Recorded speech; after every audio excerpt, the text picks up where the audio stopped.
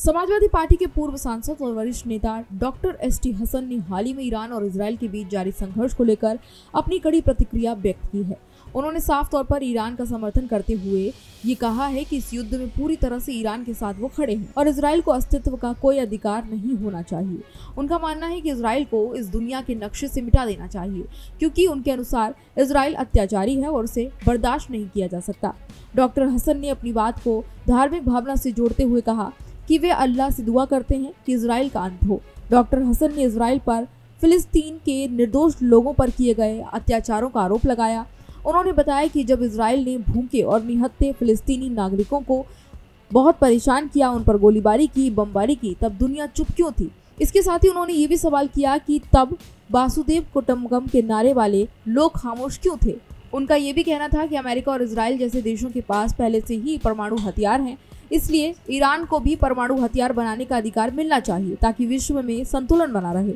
इसके साथ ही उन्होंने अमेरिका की वैश्विक नीतियों पर भी सवाल उठाए और कहा कि अमेरिका की दादागिरी खत्म होनी चाहिए। डॉक्टर हसन ने भारत सरकार पर निशाना साधते हुए कहा, भारत ने इजराइल के लिए 30,000 गरीब मजदूरों, भारतीय मजदूरों को वहां पर भेजा था, जिनकी सुरक्षा की चिंता बढ़ गई है।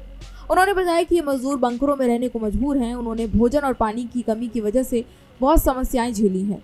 उनकी स्थिति बेहद खराब है। इस संदर्भ में उन्होंने भारत सरकार से आग्रह किया है कि वे तुरंत इन मजदूरों की सुरक्षा सुनिश्चित करें और उन्हें सुरक्षित रूप से भारत वापस लाया जाए। साथ ही डॉक्टर हसन ने अमेरिका की हालिया कूटनीतिक कार्रवाइयों पर भी सवाल खड़े किए हैं। उन्होंने कहा कि अमेरिका ने पाकिस्तान के सेना प्रमुख को डिनर पर बुलाया और प्रधानमंत्री मोदी से फोन पर बातचीत की, जिसे वे संदिग्ध मानते हैं। उन्होंने चेतावनी दी कि अमेरिका की मंशा पर सतर्क रहना जरूरी है, क्योंकि ये संघर्ष कब और कैसे विश्व युद्ध में बदल जाएगा ये किसी को नहीं पता। डॉक्टर हसन ने भारत की विदेश नीति पर भी अपनी राय दी और जोर देकर कहा कि भारत को फिलिस्तीन के साथ खड़ा होना चाहिए। उन्होंने कहा कि यह संघर्ष अन्याय के खिलाफ है और इजराइल ने इंसानियत की सारी सीमाएं लांघ दी हैं। इसके साथ ही उन्होंने युद्ध की भयानक तस्वीरों का उल्लेख करते हुए कहा कि कैसे मासूम बच्चे अपने मलबे में दबे परिवार के सदस्यों को खोज रहे थे। महिलाओं और बुजुर्गों की निर्मम हत्या हुई और अस्पताल, एम्बुलेंस और राहत शिविरों को भी निशाना बनाया गया।